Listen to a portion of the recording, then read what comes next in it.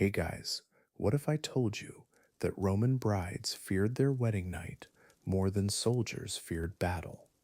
Tonight, we're diving into the disturbing truth about what really happened behind closed doors in ancient Rome, the rituals that shocked even hardened warriors, the customs so bizarre they'll change how you think about Roman civilization forever.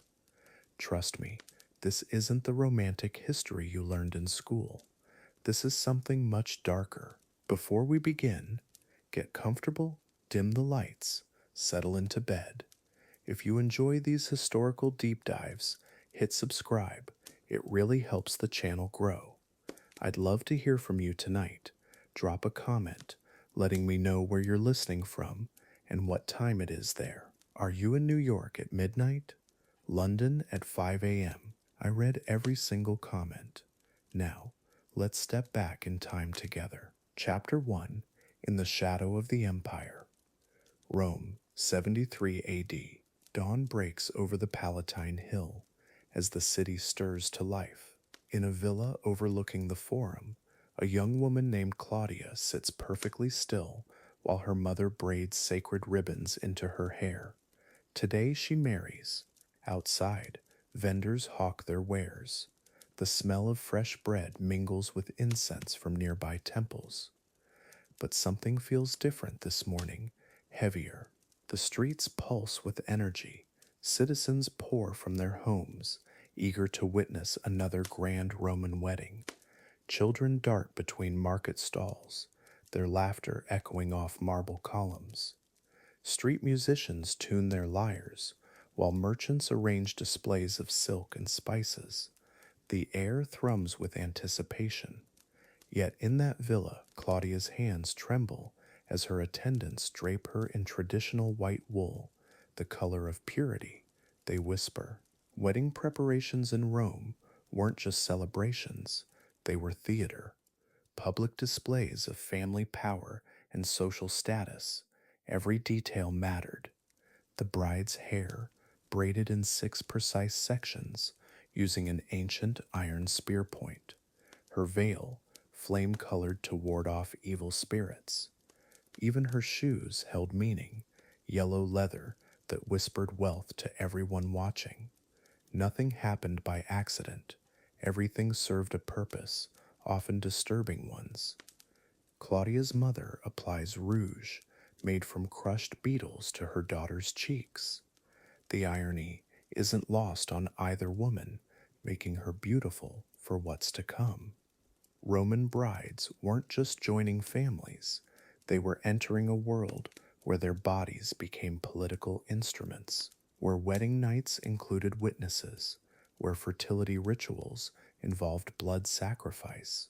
The makeup feels like war paint now, armor for the battle ahead. Outside, guests begin arriving in horse-drawn carriages, senators in purple-striped togas, wealthy merchants draped in imported silk, their wives wearing enough jewelry to fund small armies. They bring gifts, but also expectations. Roman weddings weren't private affairs between two people in love. They were public contracts witnessed by dozens, sometimes hundreds. Everyone had a stake in ensuring the marriage succeeded by any means necessary. The groom, Marcus, paces in his family's nearby villa. At 28, he's already a veteran of 2 military campaigns. He's faced Germanic warriors in hand-to-hand combat without flinching, but today his palms sweat, not from nervousness about marriage, but from anticipation of the night's rituals, the ceremonies his father described in hushed tones, the traditions that would transform a girl into a woman with an audience watching.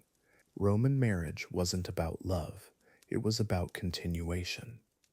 Bloodlines, political alliances, economic partnerships wrapped in religious ceremony. Families arranged marriages like military campaigns, calculating advantages and potential gains. The bride and groom were often meeting for the first time at their own wedding. Claudia had seen Marcus exactly once, 3 months ago when their fathers negotiated the dowry. She remembered his cold eyes appraising her like livestock. As midday approaches, Claudia's attendants begin the final preparations. They burn sacred herbs, rosemary for remembrance, myrtle for love. The smoke drifts through the villa like prayers made visible, but underneath the pleasant scents lurks something else: fear. It clings to the air like incense gone stale. The women know what tonight holds. They've all lived through their own wedding nights and survived to tell about them. The wedding procession forms outside. Musicians with flutes and drums, torchbearers despite the bright afternoon sun, friends and family members carrying baskets of flower petals and grain for good luck. At the center, a decorated wagon waits for the bride. Its wheels are painted with symbols of fertility: ears of wheat, pregnant animals, intertwined serpents. Even the decorations hint at what's coming: the night's darker ceremonies. Claudia's younger sister whispers encouragement, but her voice wavers. She's 14, old enough to understand what marriage means in Rome, old enough to dread her own future wedding night. The sisters embrace, and for a moment, the elaborate preparations fade away. They're just two girls, afraid of what the adult world demands of them. The moment passes quickly. Duty calls, and in Rome, duty always wins. The crowd grows restless. Vendors work the gathering, selling wine and honeyed cakes. Children play wedding games, mimicking the adults with toy ceremonies. Everyone seems joyful, everyone except the bride. Claudia stares through her flame-colored veil at the faces below. They're excited for the spectacle, the feast, the entertainment. They have no idea what tonight's rituals actually involve. Or maybe they do, and that's why they're really here. Roman wedding customs stretched back centuries, rooted in agricultural rituals designed to ensure fertility. But over time, they twisted into something darker. What began as simple ceremonies honoring earth gods became elaborate performances involving public humiliation, forced intimacy, and blood sacrifice. The Romans believed marriage required witnesses, not just for the ceremony, but for everything that followed. Everything. The thought makes Claudia's stomach clench with nausea. As the sun reaches its peak, horns sound across the city. Time for the procession to begin. Claudia takes her final breaths as a maiden, though in Rome, that word carries weight beyond innocence. It represents freedom, agency, the right to say no. Tonight, all of that disappears.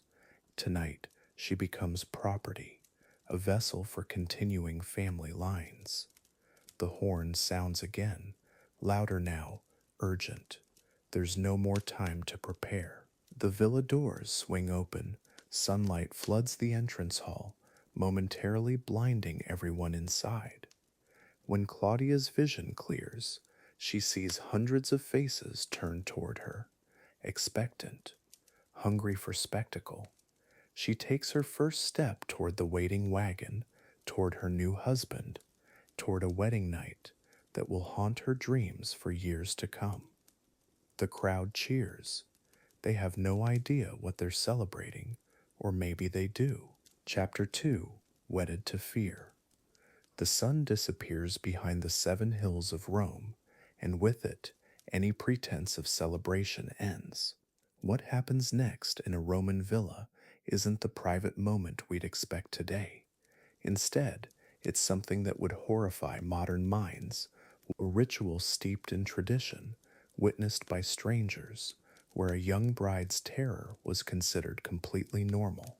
The real wedding ceremony is about to begin. Servants move through the villa like shadows, lighting oil lamps that cast dancing flames across marble walls. The flickering light creates pockets of warmth in a house that suddenly feels cold, distant. Every footstep echoes differently now. Every whisper seems sharper, The bride sits in her chambers, still wearing the saffron-colored veil that marked her as a new wife, but the celebration outside has taken on a different tone entirely. In Roman society, marriage wasn't about romance, it was about alliances, property, and most importantly, proof. Proof that the union was legitimate, proof that the bride was pure, proof that the marriage would produce heirs. And Romans believed the only way to ensure this proof was through witnesses, not just any witnesses, but specific people whose presence would validate what happened behind closed doors on this crucial night. The bride's mother enters the chamber, her face a mask of resignation mixed with sympathy. She's been through this herself years ago, her own mother before her. It's a chain of tradition stretching back generations, each woman knowing exactly what the next few hours will bring. She adjusts her daughter's veil one final time, a gesture that feels both protective and utterly helpless against what's coming. Outside the chamber, voices gather in the corridor, not the joyful voices from earlier in the day, but hushed, serious tones. The witnesses are assembling, matrons from both families, respected elders, sometimes even priests. Their role isn't to participate, but to observe, to confirm, and to ensure that what happens next follows the strict protocols that Roman law demanded for a marriage to be considered truly valid and binding. The groom appears in the doorway, no longer the ceremonial figure from the daytime festivities. He's as much a participant in this ritual as his bride, though Roman society granted him a very different kind of agency. His face shows the weight of expectation, too, the pressure to perform, not just as a husband, but as a Roman man whose virility would be quietly assessed by those watching from the shadows. What we call privacy simply didn't exist in the same way for ancient Romans. The idea that intimate moments should be completely hidden from others was foreign to their understanding of marriage. They believed that secrecy bred suspicion, that darkness allowed for deception. Only through witness could a marriage be trusted. Only through observation could legitimacy be assured. The personal cost to the bride was irrelevant. The chamber fills with the soft shuffling of sandaled feet as the witnesses take their positions. Some stand near the doorway. Others find spots along the walls where shadows provide a thin veil of discretion. The bride's breathing becomes shallow, rapid. She's known this moment would come since childhood, been prepared for it by her mother and aunts, but knowing and experiencing are two very different things entirely. Candles flicker as if responding to the collective tension in the room. The warm light that seemed so welcoming moments ago now feels invasive, exposing. Every face in the chamber belongs to someone who will carry the memory of this night forward, someone who will speak of it in whispers at future family gatherings, someone whose presence transforms an intimate moment into a public performance with very real consequences. The silence stretches, not the comfortable quiet of anticipation, but the heavy stillness of dread mixed with duty. The bride's hands shake as she removes her jewelry, each piece placed carefully on a small table that seems miles away from where she stands. Her movements are mechanical, rehearsed. This isn't spontaneity or passion, it's ritual. Cold, methodical ritual that reduces the most personal of acts to a legal formality. Roman law was specific about what constituted a valid consummation. It wasn't enough for the couple to simply claim it had happened. There had to be evidence, physical evidence that would be examined and discussed among the witnesses. The bride's sheets would be inspected, her condition assessed. Modern minds recoil at such invasion, but in ancient Rome, it was simply the way things were done, tradition carved in marble. The witnesses maintain their positions with practiced discretion. They've done this before at other weddings for other families. Some are relatives who've known the bride since childhood. Others are virtual strangers, included for their social standing or legal expertise. All of them understand their role: to observe without participating, to remember without judging, to validate through their presence what happens in the next few hours. The bride catches her mother's eye across the room and sees something heartbreaking there: an apology that can't be spoken, a regret that can't change anything. This is the moment when childhood truly ends, not with celebration, but with surrender to a system that valued proof over privacy, tradition over tenderness. The girl who played with dolls this morning will be a wife by dawn, whether she's ready or not. The groom moves forward, and the witnesses step back slightly, creating a boundary that's both respectful and functional. They remain close enough to fulfill their duty, but far enough to maintain a thin pretense of privacy. The candlelight creates a cruel paradox: intimate enough to feel personal, bright enough that nothing can be hidden. Every shadow seems to have eyes. Every whisper carries judgment. As the moment arrives, the bride's fear becomes almost tangible in the flickering light. This isn't the wedding night of poetry or dreams. It's a legal proceeding disguised as intimacy, a public validation masked as private union. The witnesses prepare to fulfill their ancient duty, while a young woman faces the reality that her body is no longer her own, her privacy sacrificed to social expectation. The heavy wooden door finally closes, but the presence of witnesses lingers like incense in the air. What happens next in this Roman villa will be remembered, recorded, and reported. The bride's wedding night belongs not to her or her husband, but to tradition itself, a tradition that prioritized proof over person, validation over vulnerability. In ancient Rome, even love was a public affair. Chapter 3: Strange Rituals and Shenanigans. Beyond the ceremonies we've explored, Roman weddings held darker customs that would seem impossible today. These weren't just traditions, they were sacred obligations that families took as seriously as life itself. What happened in those villa chambers went far beyond what any bride could have imagined. The rituals that followed were both ancient and disturbing, rooted in beliefs about fertility, protection, and the mysterious forces that governed human reproduction in ways that still puzzle historians today. The morning after a Roman wedding brought rituals that would shock modern sensibilities. Families gathered not to celebrate, but to inspect. Physical evidence of the bride's virginity wasn't just expected, it was displayed. Mothers and aunts would examine bed linens with the scrutiny of judges, searching for proof that the marriage had been properly consummated. This wasn't considered invasive or cruel. To Romans, it was simply necessary. The continuation of family bloodlines depended on absolute certainty about legitimacy and purity. But the strangest customs involved animals. Roman families believed that certain creatures held the power to bless or curse a marriage bed. Small birds were often released in the bridal chamber before the couple entered, their flight patterns interpreted as omens for the marriage's future. If a bird flew toward the window, it meant children would come quickly. If it circled 3 times, the union would be blessed with sons.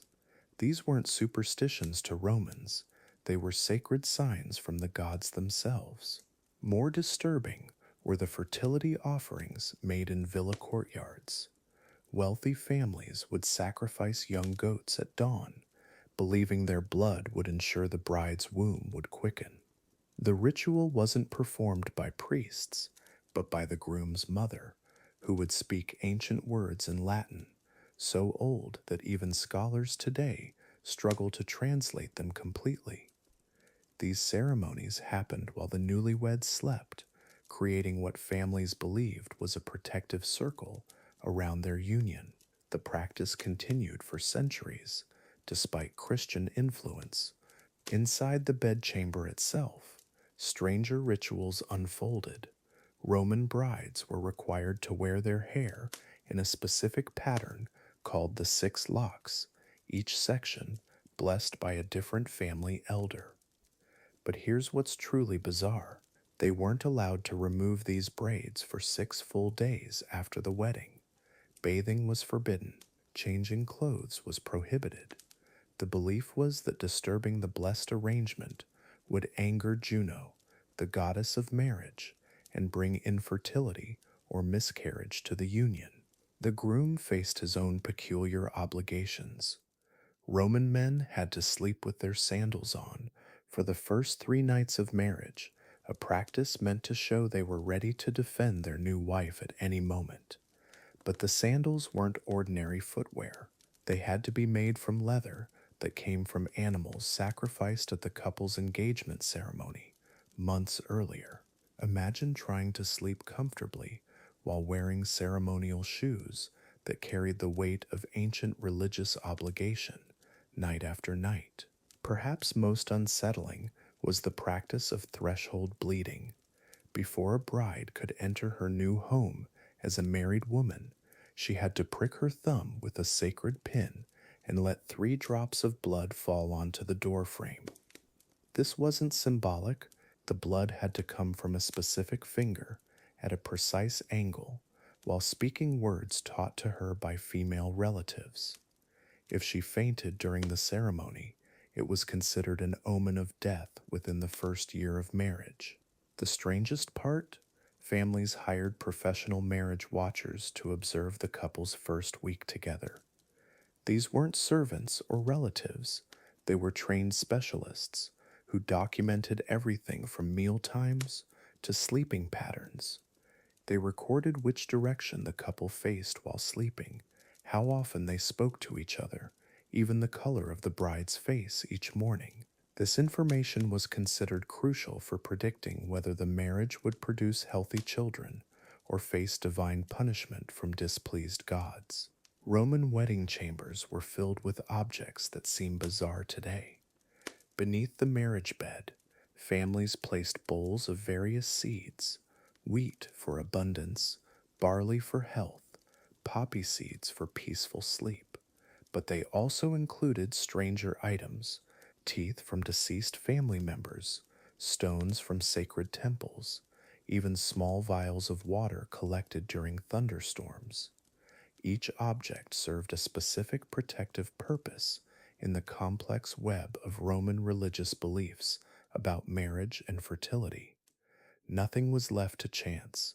The food served during the wedding week followed strict taboos that governed everything from preparation to consumption.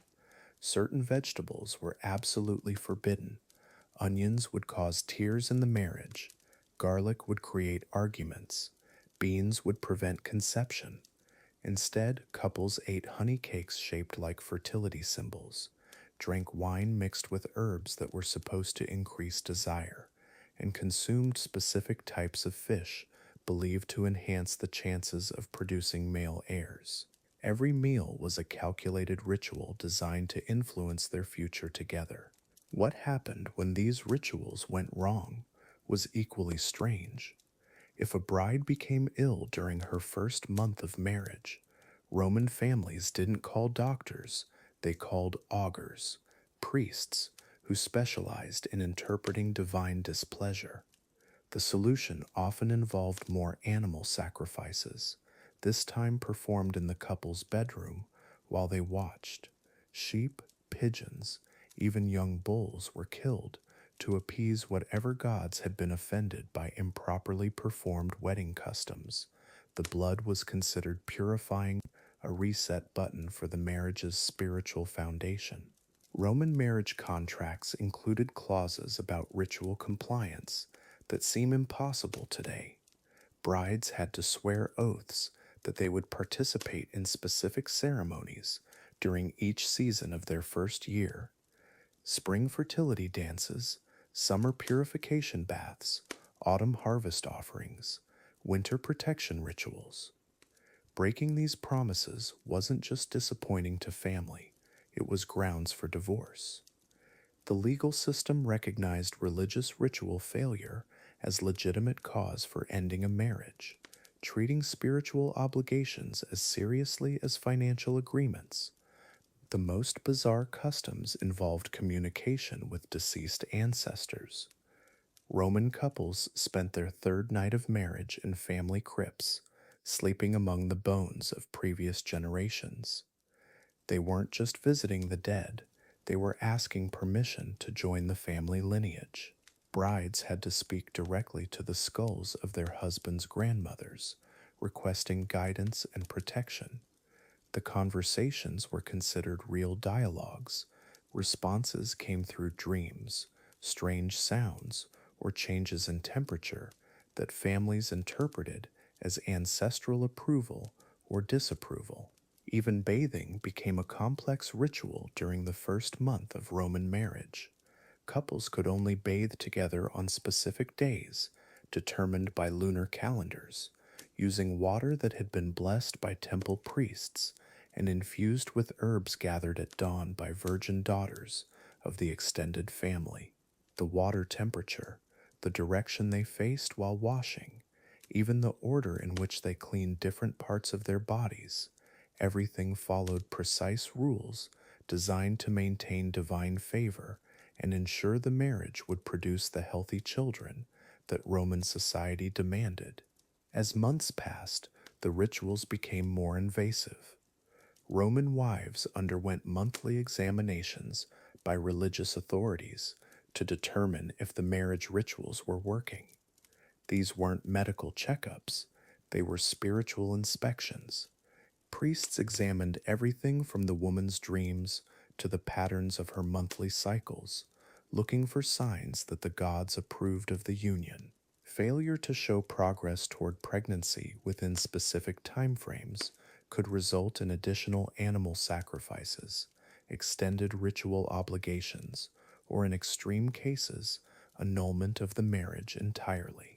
These strange customs continued until Christianity began changing Roman society.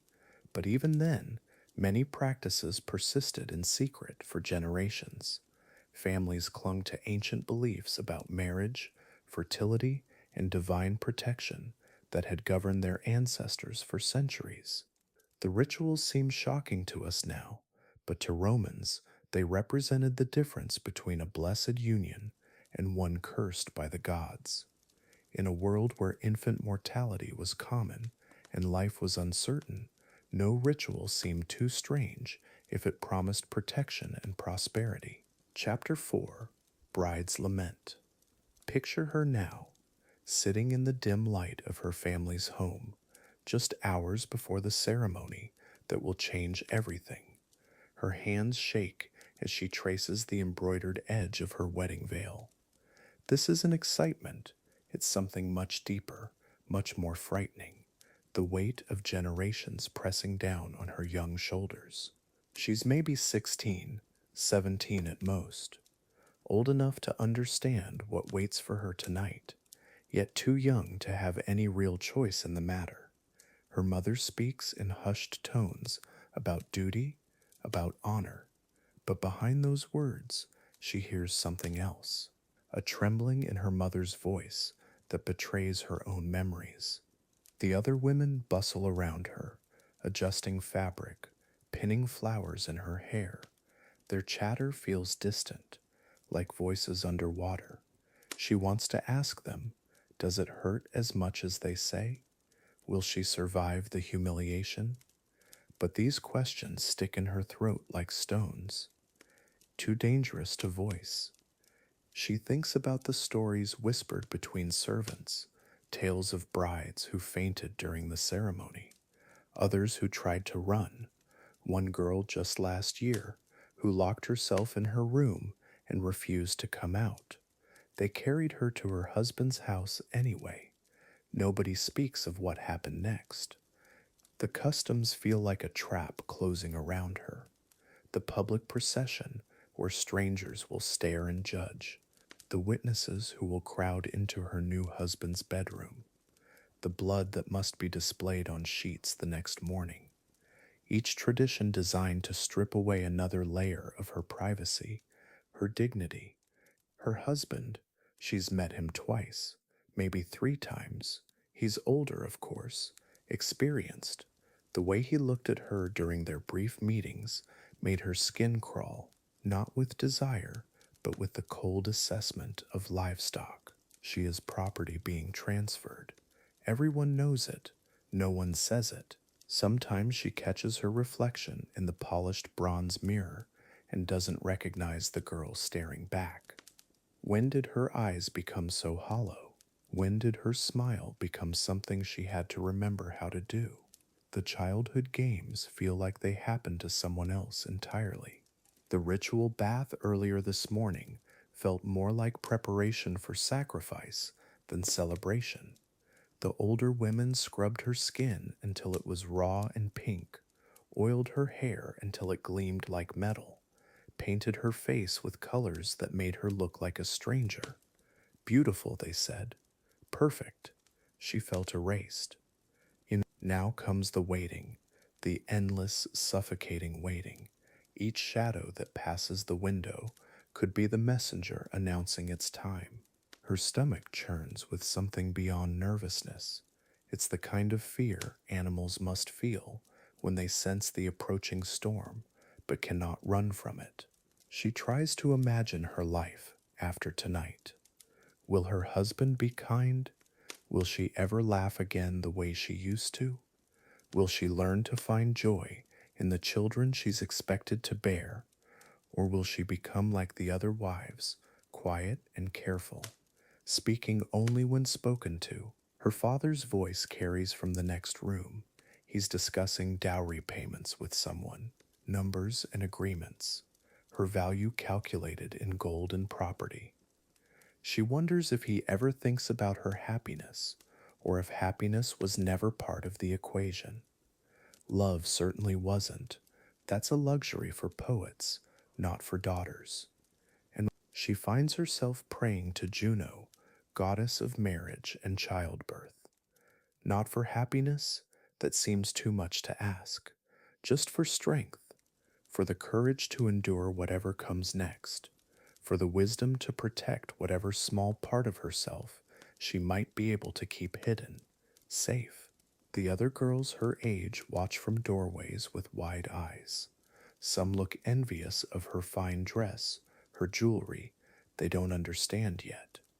Their turn will come soon enough, and when it does, they'll remember this moment, this look on her face.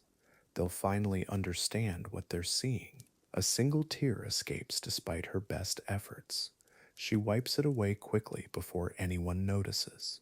Crying would only bring shame to her family. Worse, it might anger her future husband. She's already learned that her emotions are inconvenient, dangerous, even better to bury them deep, very deep. The sound of approaching footsteps makes her heart race. It's time.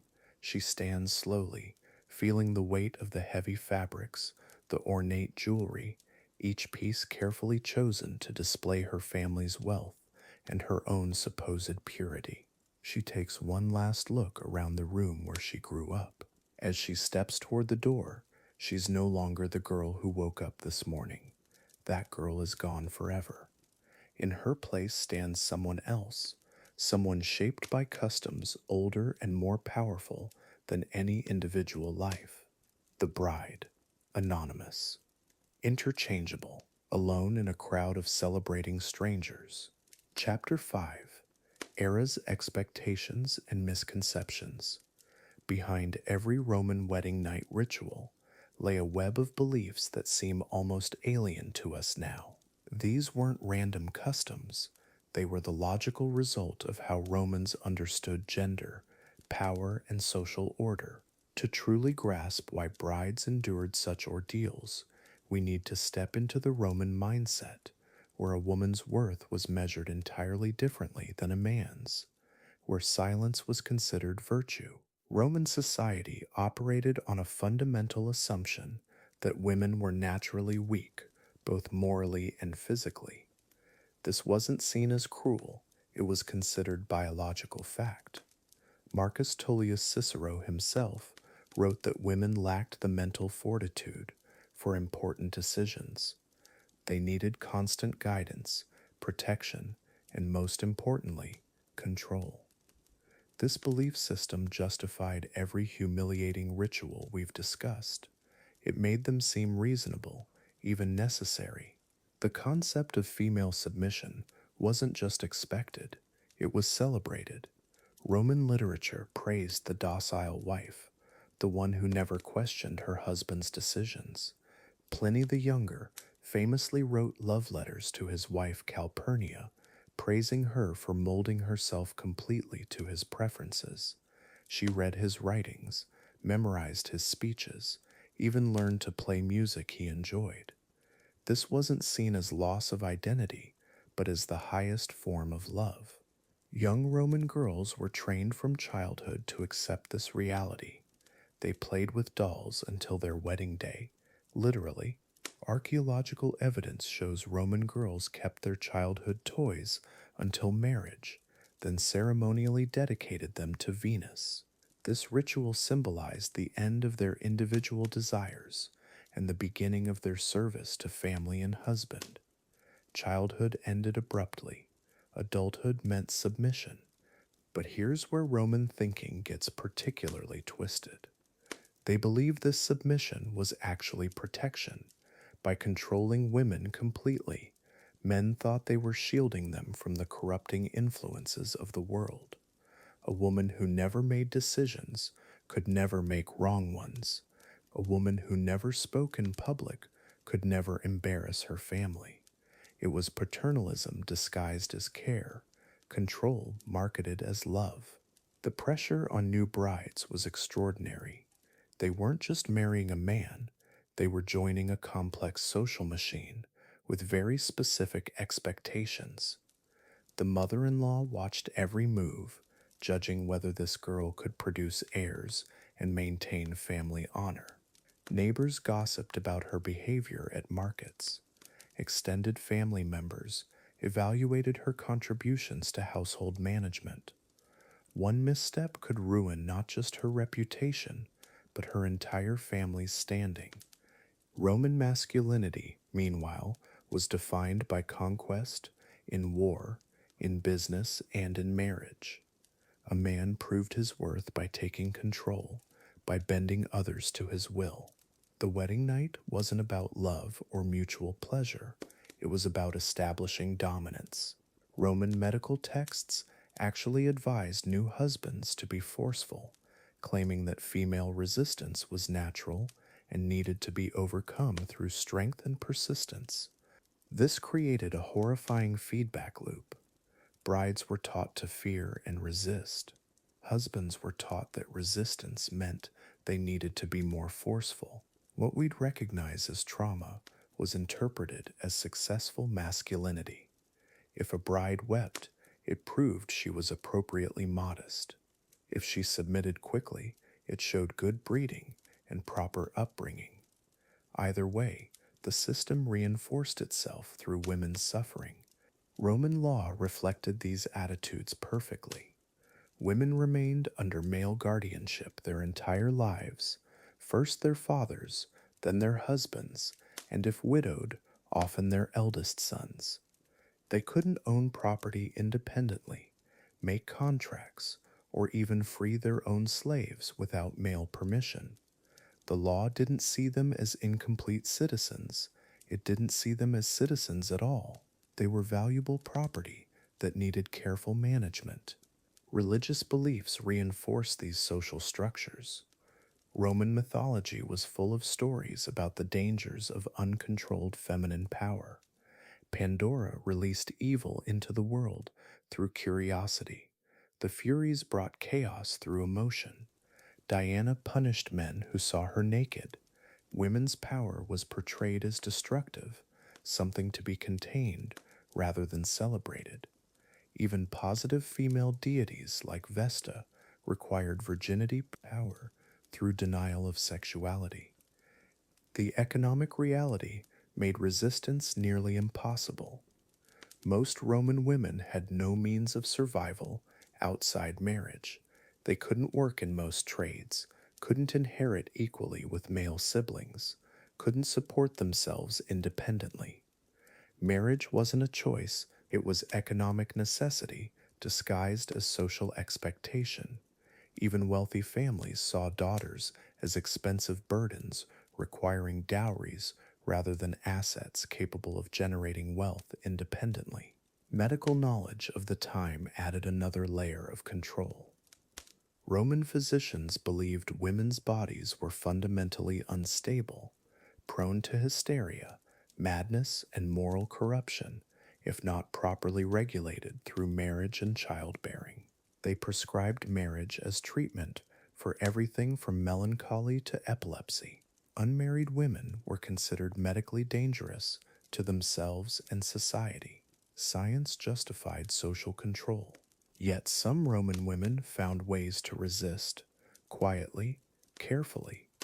They formed networks of support, shared knowledge about herbal contraceptives, and created spaces where they could speak freely. Wealthy women sometimes used their influence to protect younger relatives. A few, like Livia Augusta, accumulated real political power behind the scenes. But these were exceptions, and they succeeded by working within the system, not challenging it directly. The strangest part might be how normal this all seemed to Romans themselves. They weren't consciously cruel. They genuinely believed these customs protected social order and family honor. They saw societies that treated women differently as barbaric or chaotic. Roman writers described Germanic tribes with horror because they allowed women to fight alongside men. Their worldview made their practices seem not just reasonable, but morally superior. This mindset explains why wedding night rituals could be so brutal, yet so widely accepted.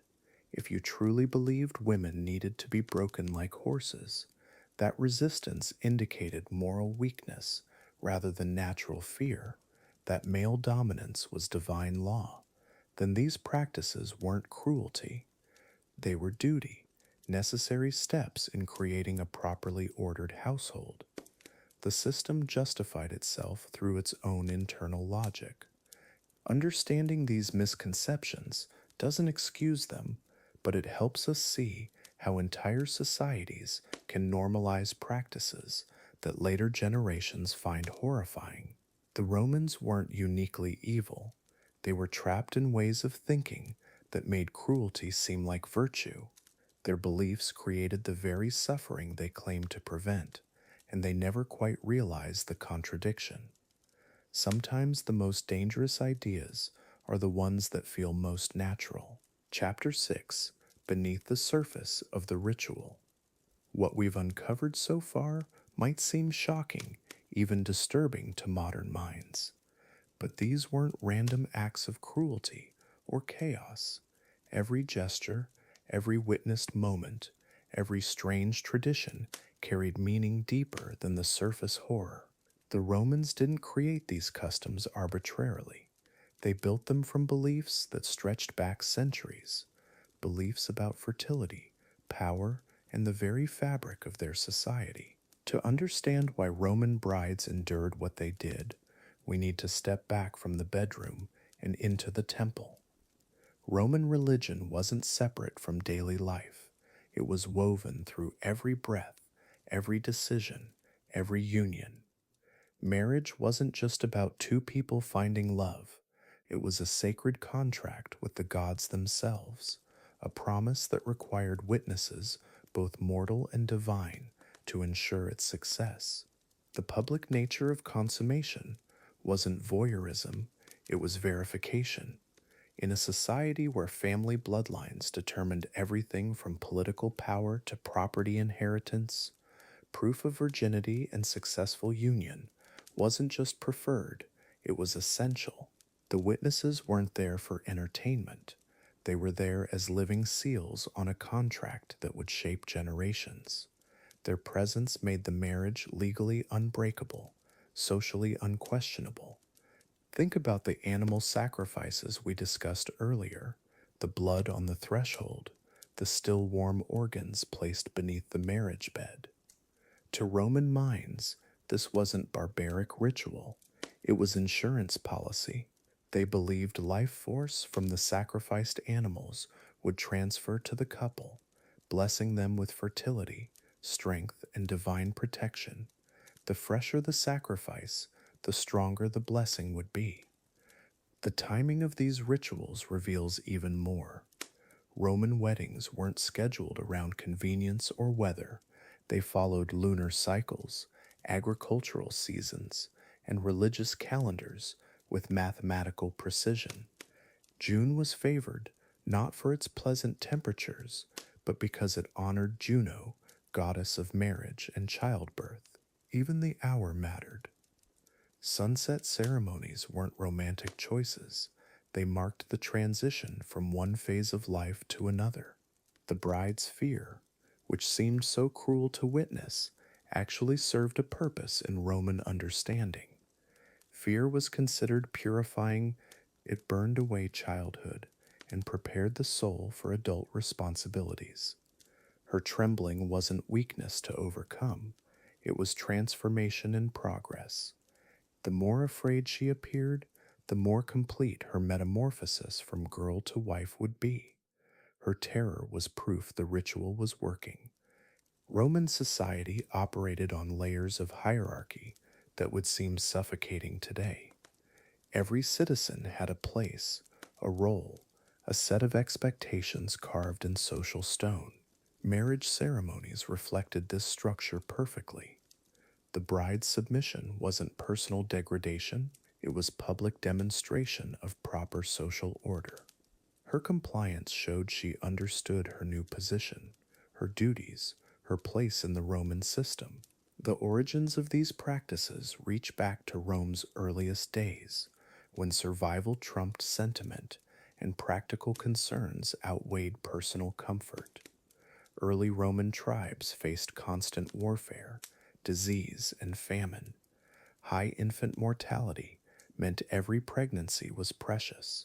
Wedding rituals evolved to maximize fertility chances through any means available: physical, spiritual, and psychological.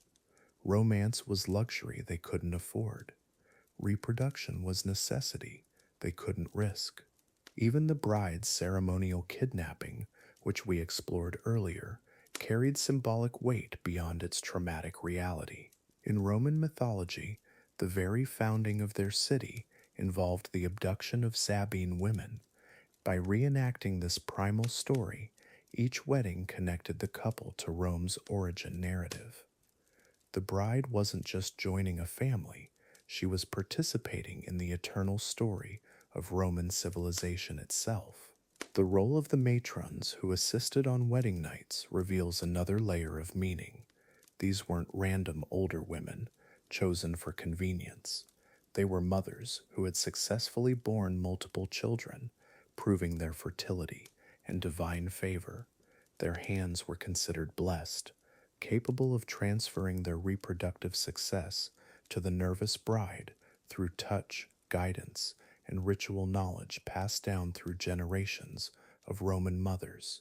Roman marriage contracts included clauses that would shock modern couples. They specified not just property arrangements and family obligations, but fertility expectations, pregnancy timelines, and consequences for childlessness. The wedding night wasn't just romantic beginning, it was business transaction with measurable outcomes.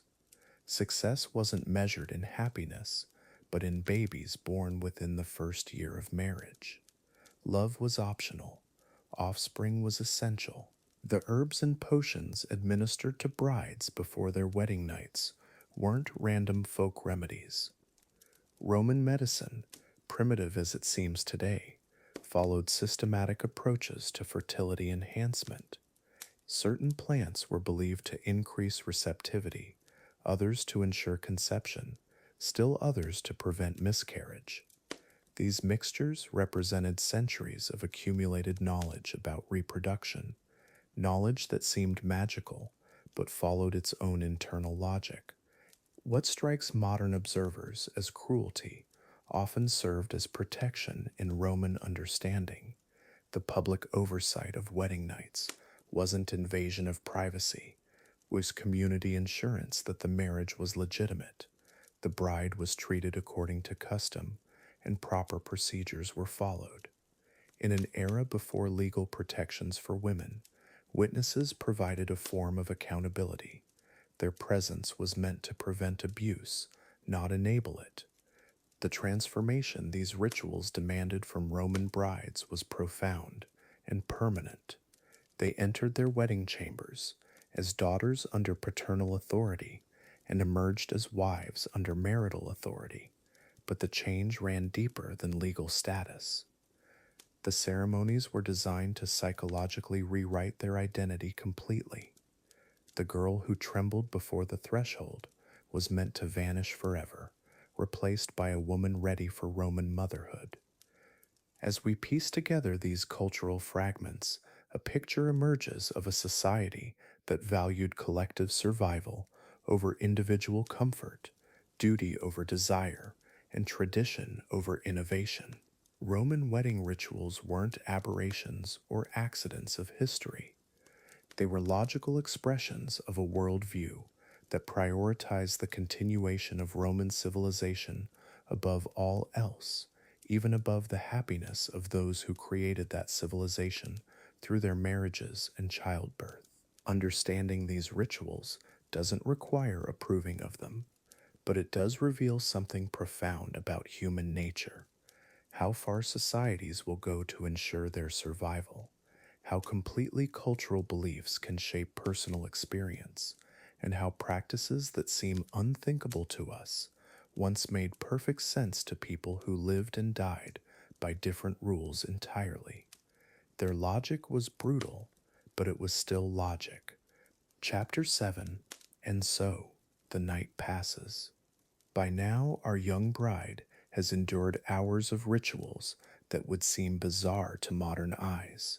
The witnesses have finally departed. The matrons have finished their inspections, and she sits alone in the marriage chamber. Her hands shake slightly as she pulls her palla closer.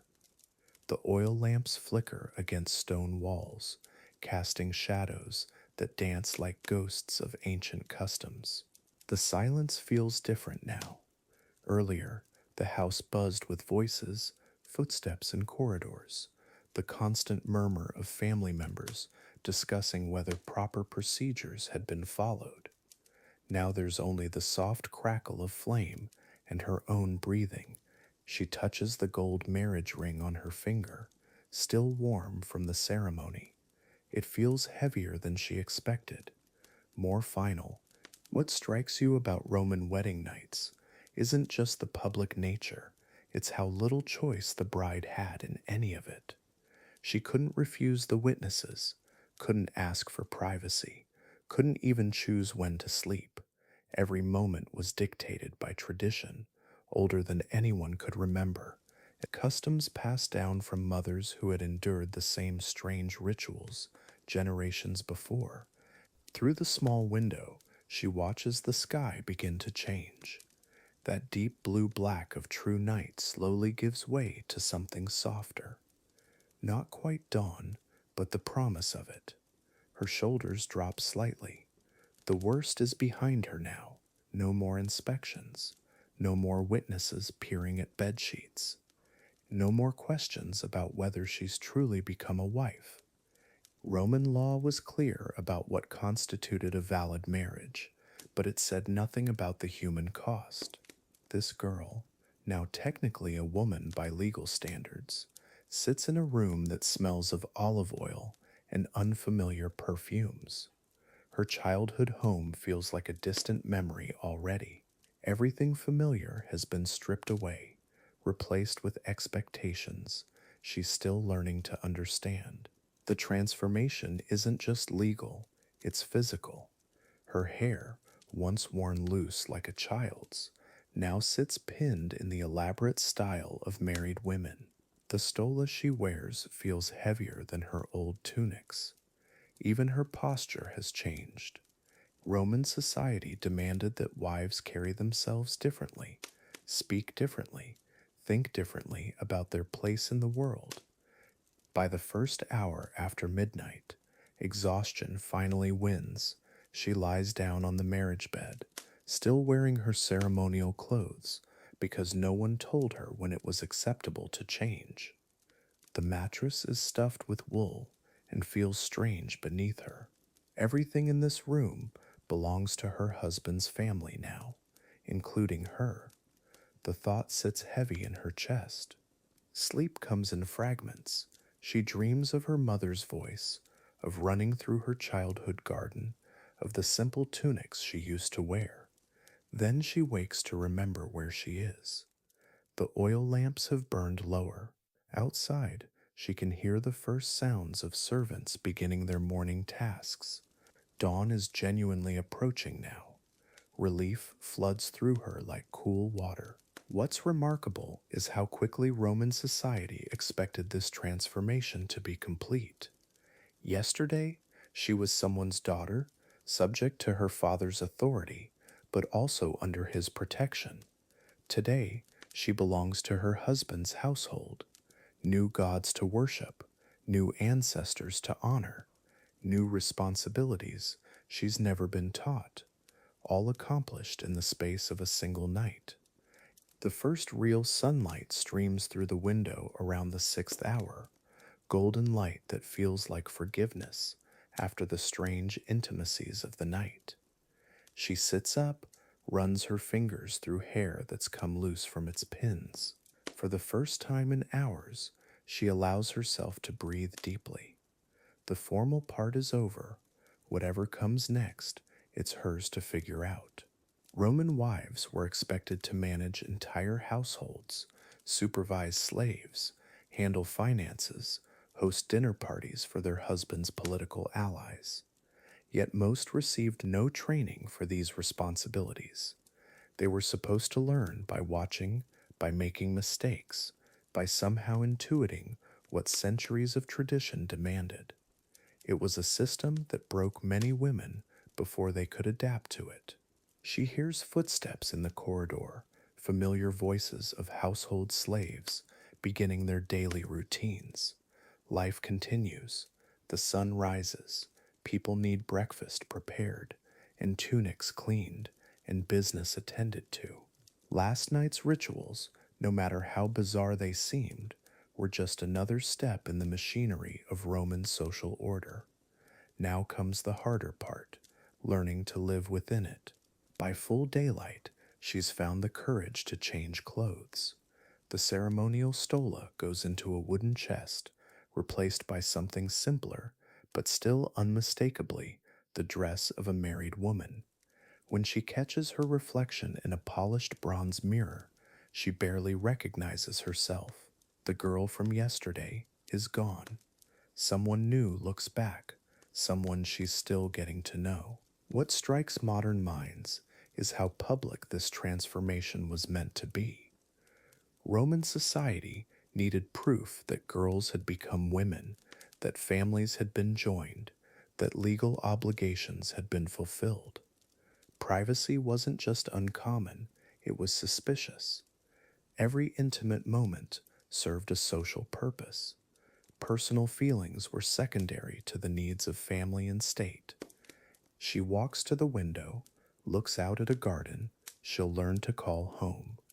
Olive trees, a small shrine to the household gods, stone benches where she might sit in the afternoons. It's beautiful in its way, but it's not the place where she played as a child. That girl, with her dreams and fears, belongs to yesterday now. The night has passed. The strange rituals are complete. The witnesses have gone home with their stories. What remains is simpler, but no less daunting, the daily work of building a life within the boundaries. Roman society has drawn for her. The girl is gone. The woman, whoever she chooses to become, is just beginning to emerge from the shadows of tradition. Chapter 8: Matrimony or Martyrdom. In the marble halls of Roman villas, a question echoed through centuries: was this love or duty? The distinction mattered less than we might think.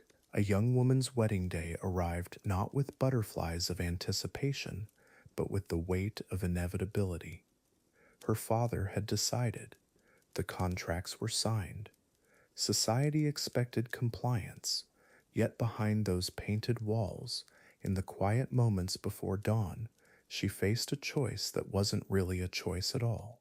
Picture her, 15 years old, perhaps 16, standing in her childhood room for the last time, the wedding dress laid out like a surrender flag. Her mother approaches with oils and perfumes, speaking softly about wifely duties. Outside, guests are already arriving. The sacrificial animals have been chosen. Everything proceeds according to tradition. But what of her consent? What of her dreams? In Rome, these questions held little weight against the machinery of family honor and social expectation. The law was clear: a father held absolute authority over his daughter's marriage. This power, called patria potestas, stretched far beyond simple arrangement. He could dissolve her marriage at will, force her into another, even sentence her to death if she brought dishonor. The bride's voice in these matters existed only in whispered conversations with sympathetic aunts or loyal slaves. Her consent was assumed, not requested. Her happiness was secondary to family alliances and political advancement. But some women found ways to resist. Quietly, carefully, they might delay the ceremony by claiming religious obligations, fake illness on the wedding day, or appeal to influential female relatives who held sway over the men. These tactics required courage and cunning. One misstep could bring severe punishment. Yet in the archives, we find letters from young women who managed to postpone unwanted marriages for months, sometimes years.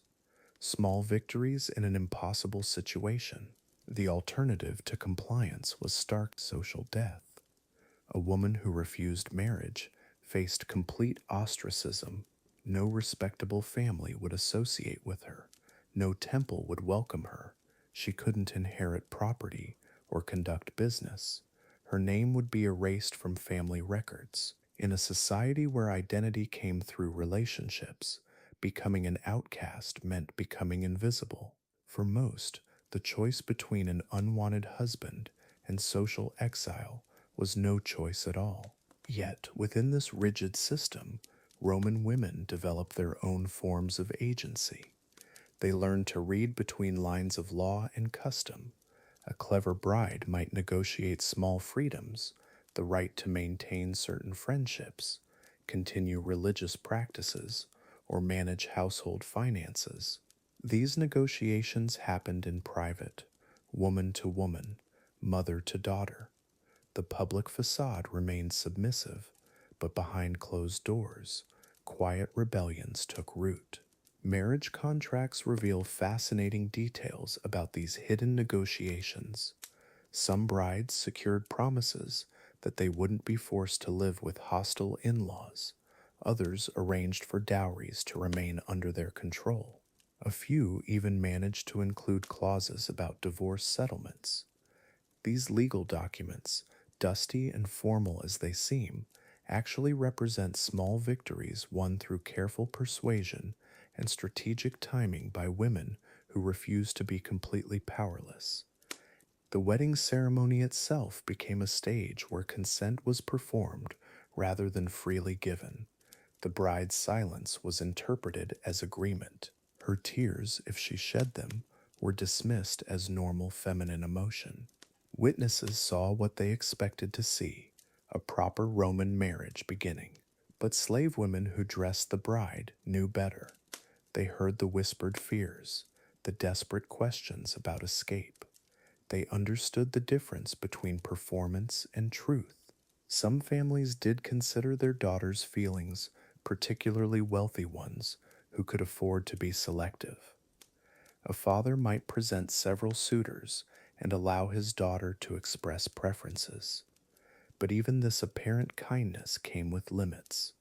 She could choose between approved options, not freely select her own path. Her preferences mattered only if they aligned with family interests. Love, if it developed, was considered fortunate, but never essential. The role of older women in these arrangements deserves attention. Mothers, aunts, and grandmothers often served as intermediaries between the bride and her fate. They shared practical wisdom about managing difficult husbands, maintaining dignity in loveless marriages, and finding joy in small freedoms. These conversations, passed down through generations, created an unofficial curriculum in female survival, knowledge that never appeared in official records, but shaped countless lives.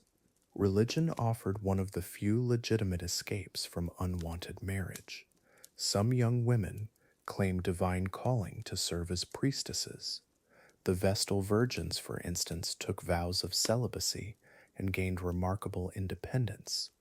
They controlled their own finances, walked freely through Rome, and commanded respect from the highest officials. For a select few, religious devotion provided the autonomy that marriage would deny, but positions were limited and competition fierce. The psychological toll of forced marriage manifested in various ways. Some women retreated into complete submission, finding safety in invisibility. Others became masters of manipulation, achieving their goals through indirect influence. A few turned bitter and cruel, wielding what power they could over slaves and younger relatives. These weren't character flaws, but survival strategies. Different responses to an impossible situation that demanded resilience in whatever form it could take. Interestingly, Roman law did evolve over time to offer women slightly more protection. Later imperial reforms required formal consent ceremonies, where the bride explicitly agreed to marriage. While still largely ceremonial, these changes reflected growing recognition that complete female powerlessness might not serve society's best interests. Progress moved slowly, measured in decades rather than years, but it moved nonetheless. Small cracks in an ancient system of control. The lives of upper-class Roman women were documented more thoroughly than those of common citizens. We know their stories because they had access to literacy and leisure. But what of the majority, the daughters of shopkeepers, farmers, and craftsmen? Their choices were even more limited, their options fewer. Yet they too found ways to assert themselves within narrow confines.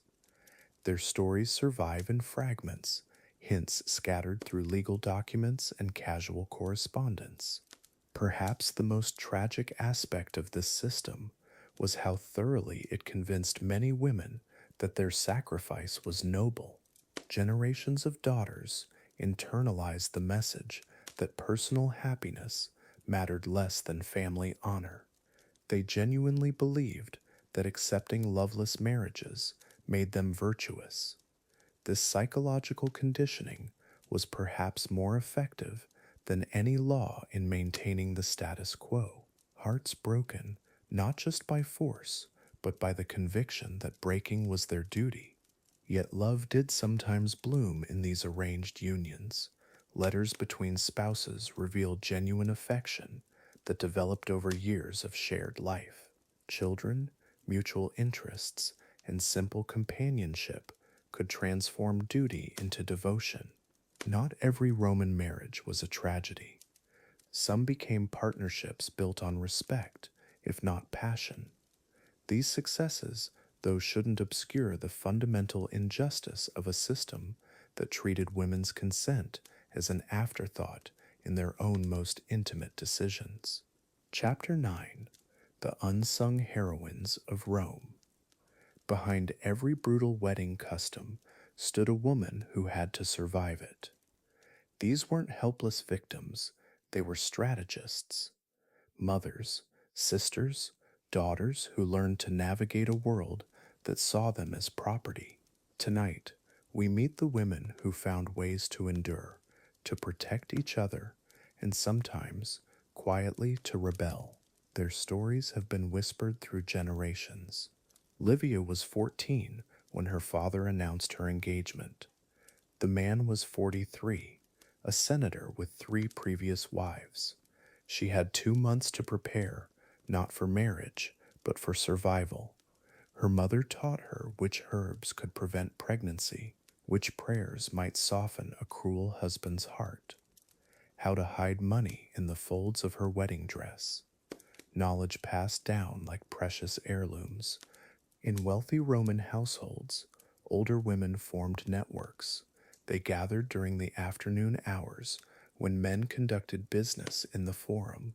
These weren't social calls, they were strategy sessions. They shared information about which physicians could be trusted, which servants might carry secret messages, how to read the signs of a husband's changing moods. Survival depended on sisterhood. Claudia's wedding night lasted 3 days of public humiliation, but she noticed something her tormentors missed. The servant girl who brought fresh linens each morning always lingered an extra moment, always met her eyes. Small acts of kindness became lifelines. A cup of wine that was stronger than usual, clean water when she needed to wash away tears. Humanity persisting in inhumane circumstances. Some women found power in religion. They became priestesses of Vesta, choosing lifelong celibacy over marriage. For 30 years, they tended the sacred flame that kept Rome alive. If the fire died, the city would fall. These women held the empire's fate in their hands, and everyone knew it. Virginity became their shield, devotion their weapon against patriarchal control. The letters survive, scratched into pottery shards, hidden in jewelry boxes. Sister, the baby came safely. Marcus doesn't know. Mother, send the red powder. My bruises show. Daughter, your father's temper worsens. Stay with your aunt. These fragments tell stories history books never recorded. Women protecting each other across generations, one secret message at a time. Love disguised as ordinary correspondence. Divorce was possible but dangerous. A woman who left her husband returned nothing to her father's house. No dowry, no children, often no welcome. But some chose exile over endurance. They opened small shops selling fabric dye or honey cakes. They became midwives, healers, teachers of young girls. Freedom meant poverty, but for some women, poverty felt like wealth compared to golden chains. At night, after the household slept, mothers would whisper to their daughters, not the official stories about duty and obedience, but the real ones. How grandmother had saved enough coins to buy her youngest daughter's freedom from an abusive match. How Aunt Sylvia had convinced her husband she was barren when really she was taking herbs. Truth passed down in darkness. The bathhouses became sanctuaries. Women could speak freely there, away from listening servants and suspicious husbands. They compared bruises, shared remedies, planned escapes. The sound of water covered whispered conversations about which roads led to cities where a woman might disappear, where sympathetic ship captains might carry passengers asking no questions. Steam and secrecy, comfort and conspiracy intertwined. Some learned to read, despite laws forbidding it. They hid scrolls in bread baskets, practiced letters in garden dirt, memorized poems while spinning wool. Knowledge became rebellion, A woman who could read contracts, understood what her husband was signing, could write letters to relatives, could preserve stories that men wanted forgotten. Literacy was dangerous, which made it precious. Julia's marriage lasted 47 years. Her husband died believing she was devoted and obedient.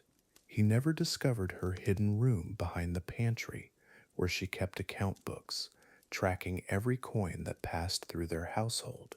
After his funeral, she revealed that she'd been lending money to other women for decades. Her public submission had been perfect camouflage for quiet revolution. The wet nurses knew everything. They carried babies between houses, witnessed private moments, heard whispered confessions. Some sold information to jealous wives. Others became protectors, smuggling messages, hiding evidence of affairs or forbidden friendships. They moved through Roman society, invisible but essential, the keepers of secrets that could topple senatorial families or save a desperate woman's life. In Pompeii, archaeologists found a woman's skeleton clutching a small leather pouch. Inside were coins, jewelry, and a list of names written on papyrus. Female names, addresses, amounts of money owed and paid. Even in her final moments, as volcanic ash buried the city, she held tight to evidence of women helping women, a network of survival preserved in stone. Their joy existed in stolen moments, dancing at women only festivals when men were forbidden to watch, laughter shared over weaving, voices rising in harmony while making bread. The birth of daughters they would protect differently than they had been protected. Small celebrations of life that bloomed between the cracks of oppression, resilient as wildflowers growing through marble. The system demanded their submission, but created their strength. Every cruel law taught them patience. Every public humiliation showed them the power of private resistance. They learned to smile while planning, to weep while calculating, to love while strategizing. They became experts at surviving in a world designed to break them, and sometimes, quietly, they won. These women paid a price we can barely imagine, dreams deferred, voices silenced, bodies not their own. But they also built something beautiful in the darkness, networks of care that outlasted empires. Their courage whispers to us across centuries, asking the same question that haunted their nights. What does it cost to survive in a world that doesn't see you as human? Chapter 10: The Winds of Change. Something was shifting in the heart of Rome, not just the stones or the streets, but the very soul of how people lived. The old ways, the customs that had bound families for centuries, they were loosening like threads in worn fabric. You could feel it in the marketplaces, hear it in conversations between mothers and daughters. Change was coming, whether Romans wanted it or not. The marriage ceremonies we've been exploring, they weren't carved in stone forever. What felt sacred and unchangeable to one generation became quaint tradition to the next. By the second century, some of the rituals that had terrified brides for decades were already being whispered about as relics. The fear was still there, but something else was growing alongside it. Questions. Quiet rebellion. Picture Rome in 150 AD. The same marble columns, the same 7 hills, but the energy was different. Faster, more restless. Trade routes had brought new ideas along with exotic spices and silk. Women from distant provinces married into Roman families, carrying their own customs in invisible luggage. They watched these wedding night rituals with fresh eyes, and some didn't like what they saw. The old patrician families held tight to tradition, of course. They had the most to lose if things changed. Their power came from being gatekeepers of the proper way, the Roman way. But even in their own households, cracks were showing. Daughters asked uncomfortable questions. Sons married women who refused certain practices. The foundations were shifting beneath their feet, stone by stone. It started small. A bride might negotiate away one ritual, claiming illness. A family might skip a ceremony because the priest was unavailable. These tiny rebellions seemed insignificant. At first, just practical adjustments, but they added up. Each compromise made the next one easier. The unthinkable became merely unusual. The unusual became, well, maybe acceptable after all. Change crept forward like dawn. The scholars were documenting everything, of course. Romans loved their records, their careful notes about proper procedure, but now you can read between the lines in their texts. New phrases appearing, some families prefer, it is also acceptable to. The language itself was bending to accommodate change. When the words shift, the world follows. Always has, always will. Christianity was spreading through the empire like wildfire through dry grass. Not officially, not yet, but in private homes, in whispered conversations, in the quiet moments between friends. Christian ideas about marriage were radically different.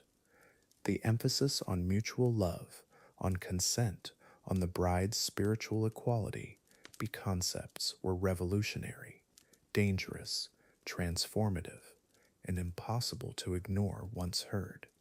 And the pace quickens now. Changes that took generations before were happening in decades. A bride in 175 AD experienced wedding customs her grandmother would barely recognize. Some rituals vanished entirely, others transformed beyond recognition. The animal sacrifices became symbolic offerings. Public consummation became private ceremony. Fear was giving way to something else, something like hope. You can see it in the art from this period. Wedding scenes painted on villa walls show different expressions on brides' faces. Less terror, more dignity. The artists were capturing something real, a shift in how people saw these moments, not just as ordeals to survive, but as beginnings to shape. The brushstrokes themselves seem more confident, more willing to show emotion beyond resignation. The conversations were happening everywhere now, in bathhouses, between friends soaking in warm water and steam, in gardens where women gathered to spin wool and share stories, even in temples where prayers for happy marriages took on new meanings. The older women watched with mixed feelings, pride at their daughter's courage, worry about abandoning the old protections tradition provided. Legal documents from this era tell the story too. Marriage contracts growing more detailed, more specific about expectations and limits. Dowry agreements including new protections for wives. Divorce proceedings citing different grounds for separation. The law was trying to keep up with social reality, scribbling new clauses in the margins of ancient codes. Justice was evolving, one case at a time. Some regions embraced change faster than others. Northern provinces, influenced by Celtic and Germanic customs, led the way. Southern Italy held firm to tradition longest. But ideas travel with merchants and soldiers, with letters and gossip. What began in one place spread like ripples in still water. Distance could slow change, but not stop it. The empire was too connected, too alive with movement. The wedding night itself was transforming. Rooms once filled with witnesses and priests became private spaces for two people alone. The terror was fading, replaced by awkwardness, then tenderness, then sometimes genuine affection. Love was creeping into arranged marriages, like sunlight through shutters. Not always, not everywhere, but often enough to matter, often enough to change everything. By 200 AD, Rome stood at a crossroads. The old ways hadn't vanished. They lingered in conservative families, in rural areas, in the whispered stories of grandmothers. But new possibilities were taking root. Marriage as partnership instead of transaction, wedding nights as beginnings instead of endings, women as participants instead of property. The foundation stones were shifting beneath the eternal city. You can feel the anticipation building now, can't you?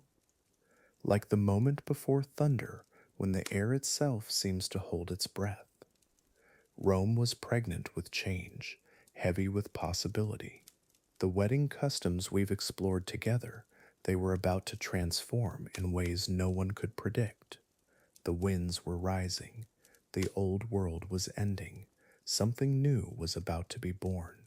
And that's where we pause tonight, on the edge of transformation. Tomorrow we'll leap forward together, watching as Rome becomes something unrecognizable. The empire that gave us those terrifying wedding night rituals is about to discover love in ways that would shock the ancestors. But that story, that beautiful, complicated story, waits for another evening. Sweet dreams, everyone. History is calling us forward. Chapter 11, Victims to Victorious. The morning light filtered through marble columns differently now. Something had shifted in the very air of Rome. Women who once walked with eyes downcast now lifted their chins, just slightly at first. The changes weren't dramatic, not the kind historians write about in bold letters. But if you knew where to look, if you understood the small gestures, you could see it. The quiet revolution beginning in the spaces between what was and what might be. In the markets, conversations grew longer. Women lingered at stalls, discussing more than just the price of grain. Their voices carried new confidence, tentative, yes, but growing stronger each day. Merchants noticed it too, the way wives negotiated now, how they questioned quality, demanded better. Some husbands grumbled about this change, but even they couldn't deny the improvement in their household provisions. These small victories added up, creating ripples that spread through every corner of Roman society. The transformation showed most clearly in how mothers spoke to their daughters. Where once they whispered warnings about staying small, staying quiet, now they shared different wisdom. You have a voice, they said, testing the words on their tongues like wine from a new vintage. Use it carefully, but use it. These conversations happened in kitchens, in gardens, during the quiet hours when the house slept, each mother planting seeds of possibility in soil that had been barren for generations. Legal changes moved slowly through Roman bureaucracy, but social changes, those happened at the speed of whispered conversations. Women began to gather in new ways, not just for festivals or religious ceremonies, but for their own reasons. They met in courtyards, sharing stories, advice, sometimes just the comfort of being understood. These gatherings had no formal name, no official purpose. They simply existed, like flowers finding ways to grow between stone pavements, determined and beautiful. Education became a quiet battleground. Fathers who had never considered teaching their daughters to read suddenly found themselves asking, why not? The shift wasn't universal.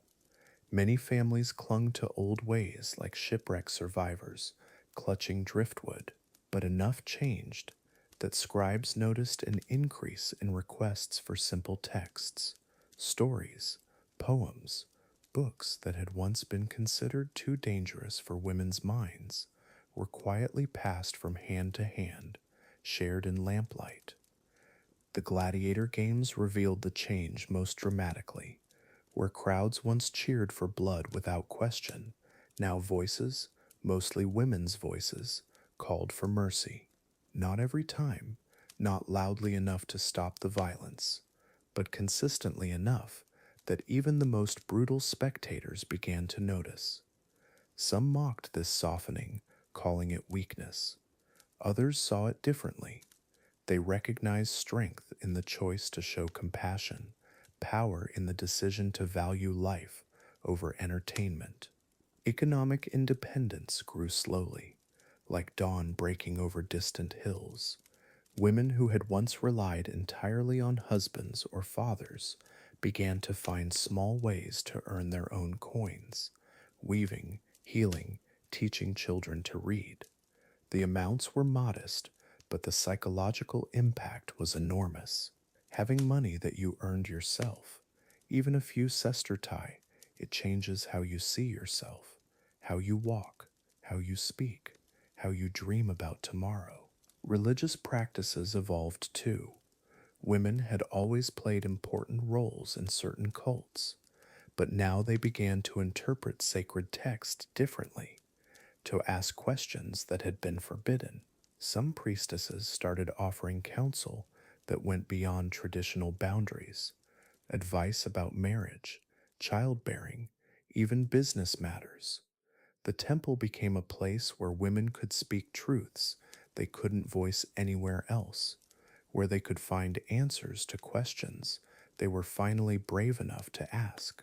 Fashion became a form of quiet rebellion, where women had once dressed to disappear, to avoid attention.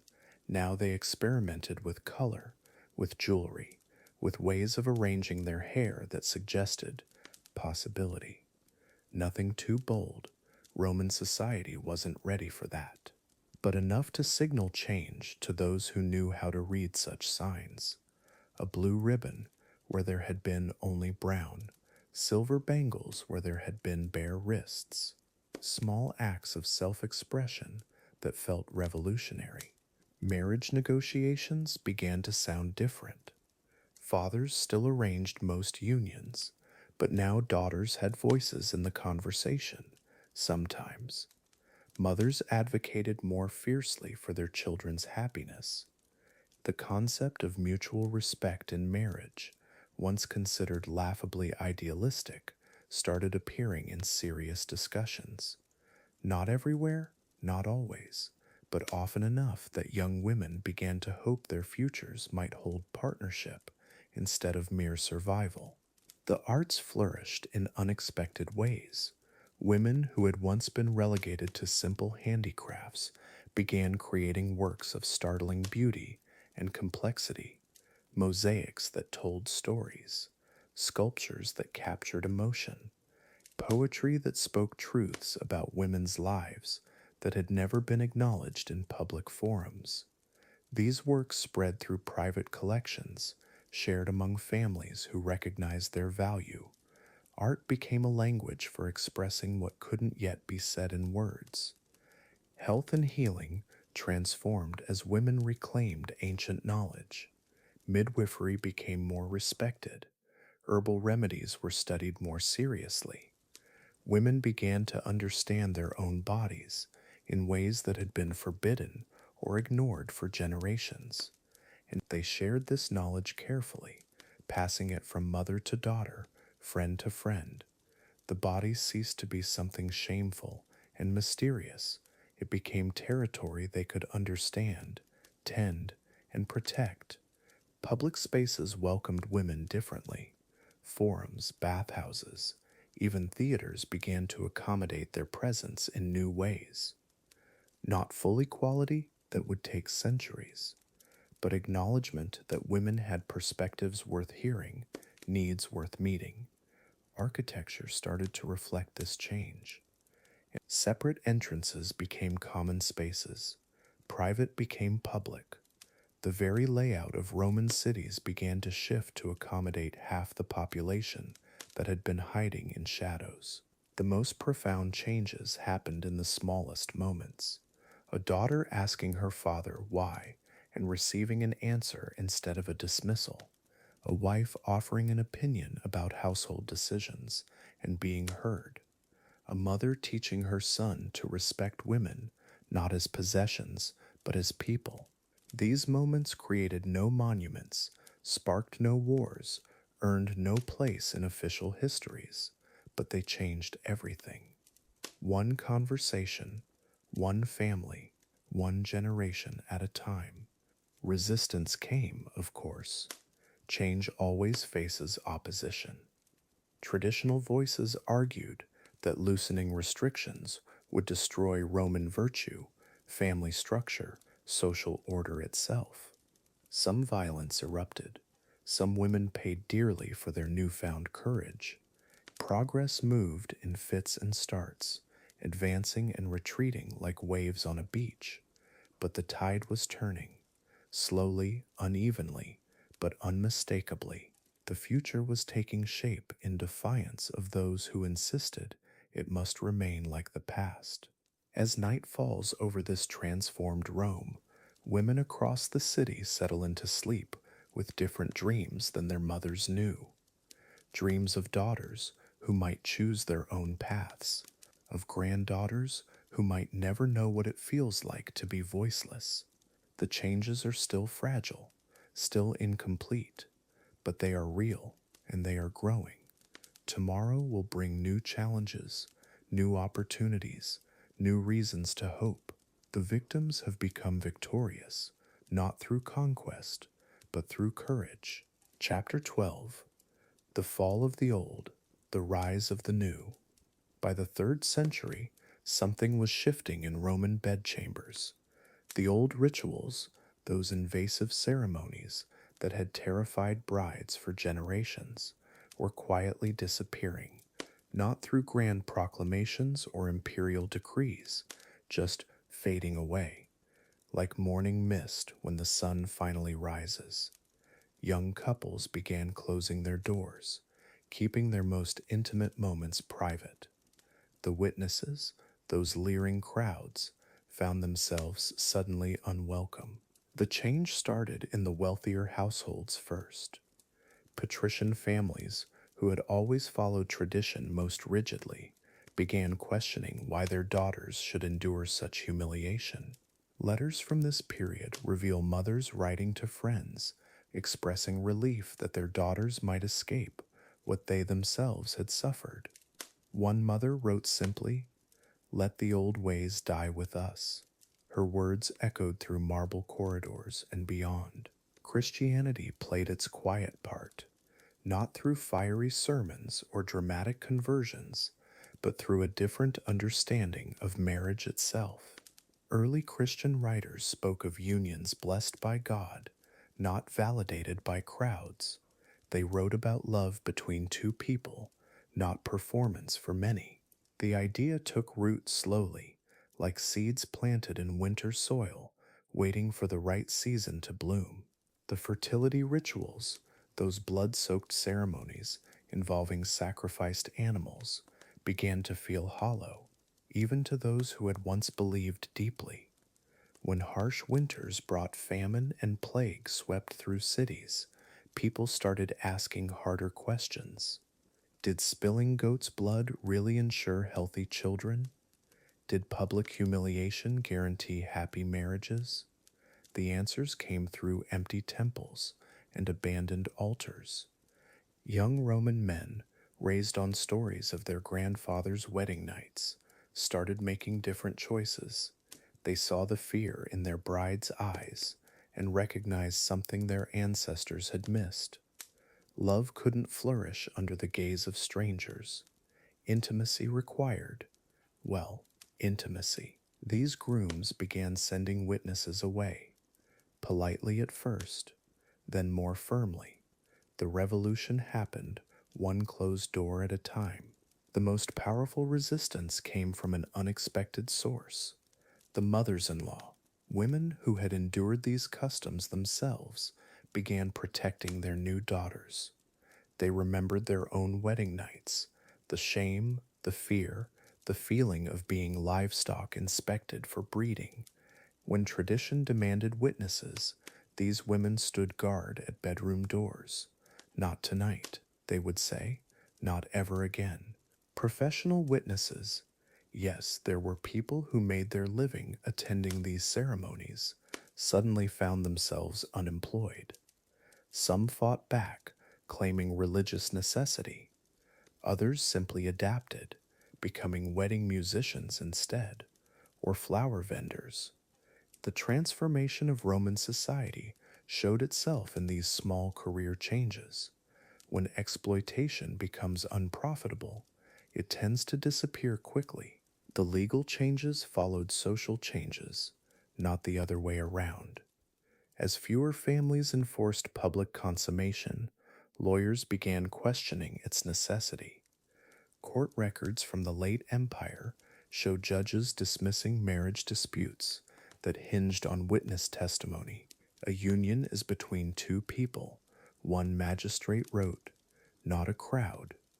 Roman law, once rigid as stone, began bending toward compassion. Rural areas held on to the old ways longest. In farming communities where everyone knew everyone, change came slowly, but even there, young couples began creating their own traditions. Instead of public ceremonies, they exchanged private vows. Instead of animal sacrifices, they planted olive trees together. The symbolism shifted from death to life, from fear to hope, from performance to promise. The last recorded public consummation ceremony in Rome happened in 387 CE.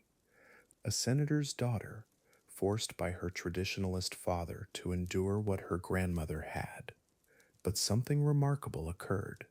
The invited witnesses all arrived late, claimed they'd forgotten the time, offered weak excuses. The message was clear. Roman society had moved on. The past was no longer welcome. Wedding nights began to look different. Couples talked instead of performing. They shared wine instead of blood.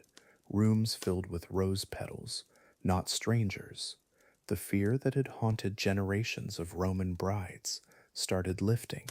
Letters from this period describe wedding nights as gentle, even joyful. I was not afraid, one bride wrote to her sister. 3 words that represented a revolution. The transition wasn't always smooth. Some families split over these changes. Traditional grandparents disowned children who abandoned the old customs.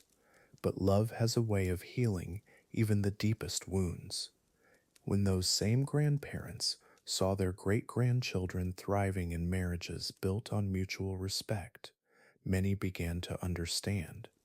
Change had brought not chaos, but peace. Religious ceremonies adapted too. Priests who had once blessed animal sacrifices began blessing couples instead. Temples that had witnessed brutal fertility rituals became places of quiet prayer. The gods, it seemed, were just as content with whispered vows as with public spectacles, perhaps more so. The divine had always preferred love to theater. People were just finally listening. By the 5th century, young Romans had no memory of the old ways. Wedding nights had become what they were always meant to be, private celebrations between two people choosing each other. The brutal customs their ancestors had endured seemed like stories from another world, which, in many ways, they were. Rome had grown up. Civilization had found its conscience. The change left its mark on architecture, too.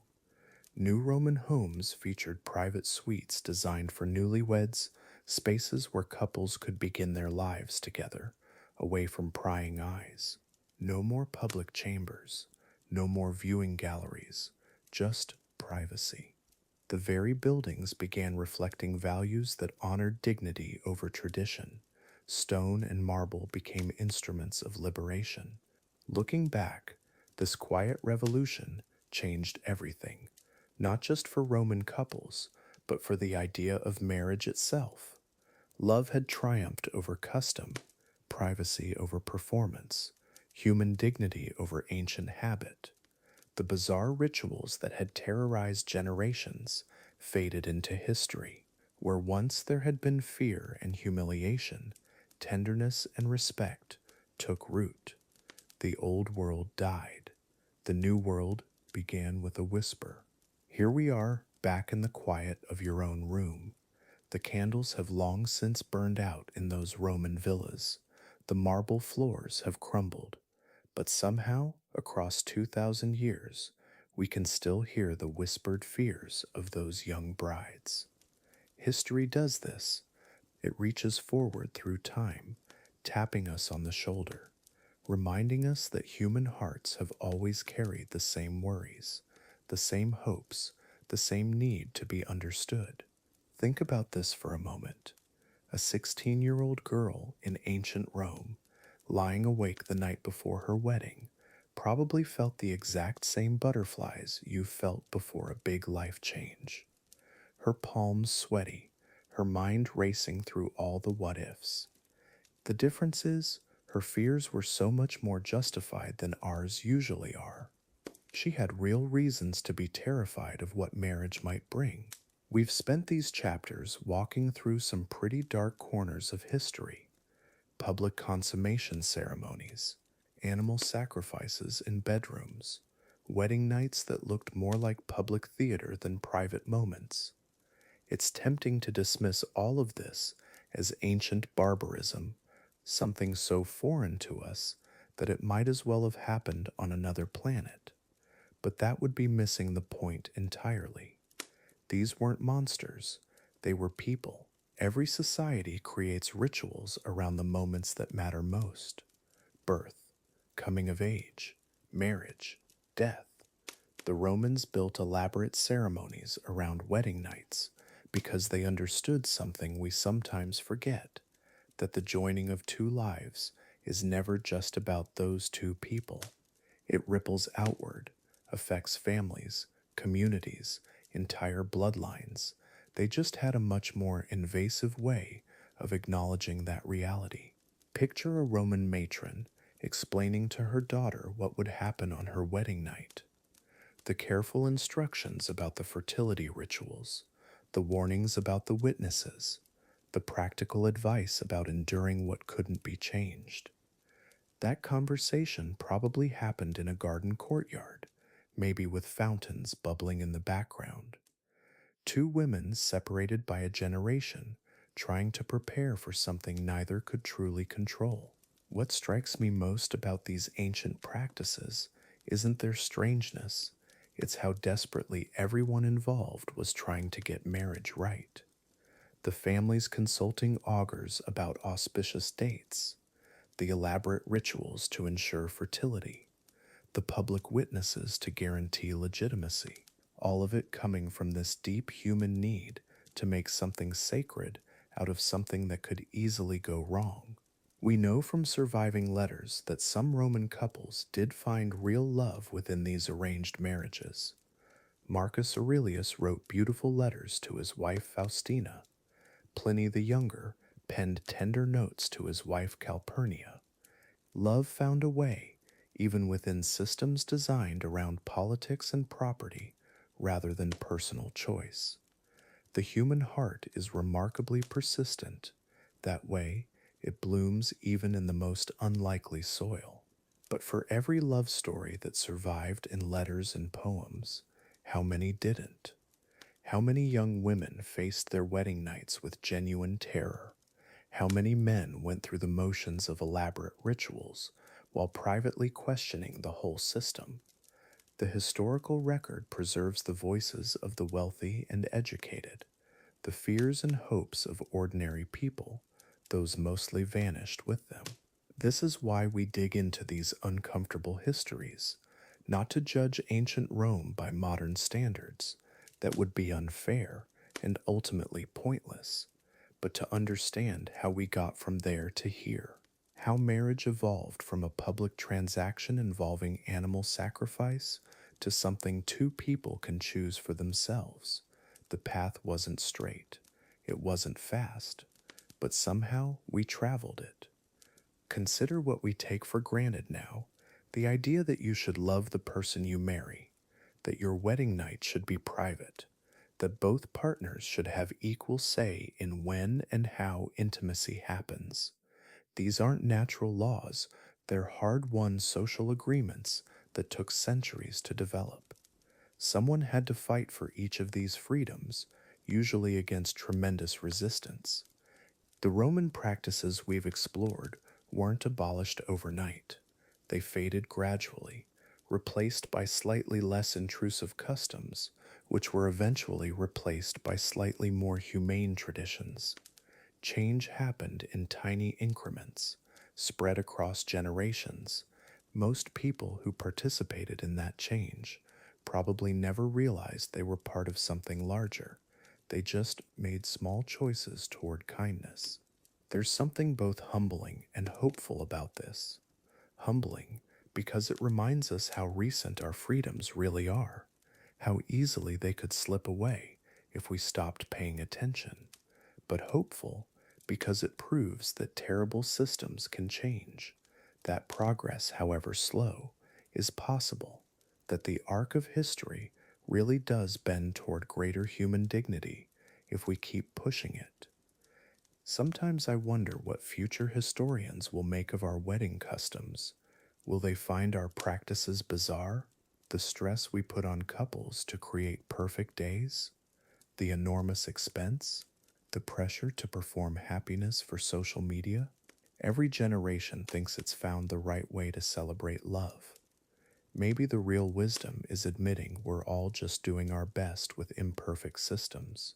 What matters isn't that we've achieved perfection, it's that we've moved toward greater choice, greater privacy, greater respect for individual dignity.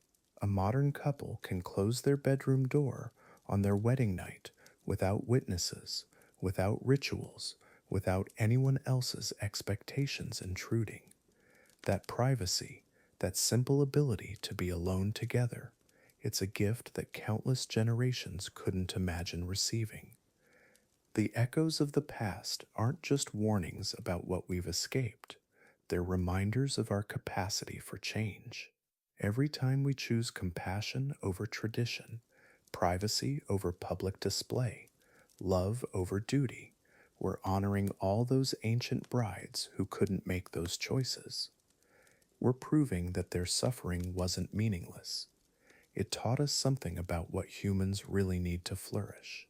So tonight, as you drift towards sleep, maybe take a moment to appreciate the quiet freedom of your own choices, the ability to love whom you choose, to keep your private moments private, to build relationships based on mutual respect rather than social obligation.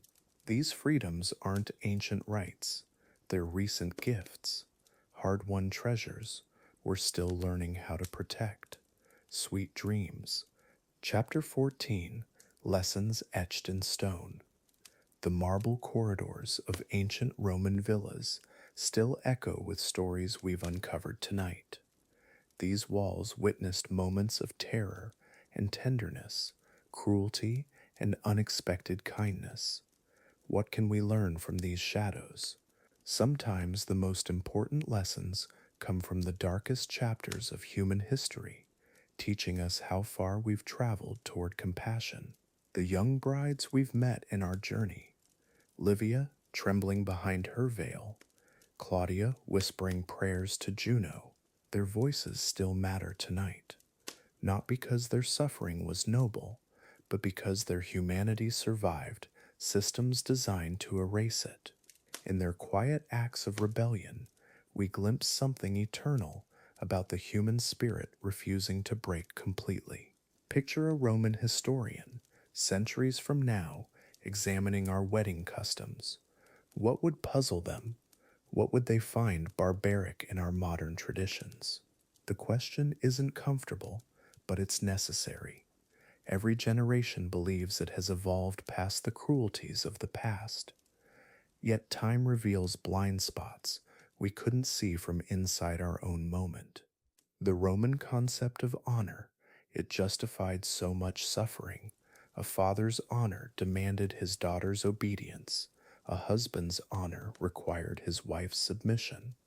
Honor became a prison built from expectations, trapping everyone inside its walls.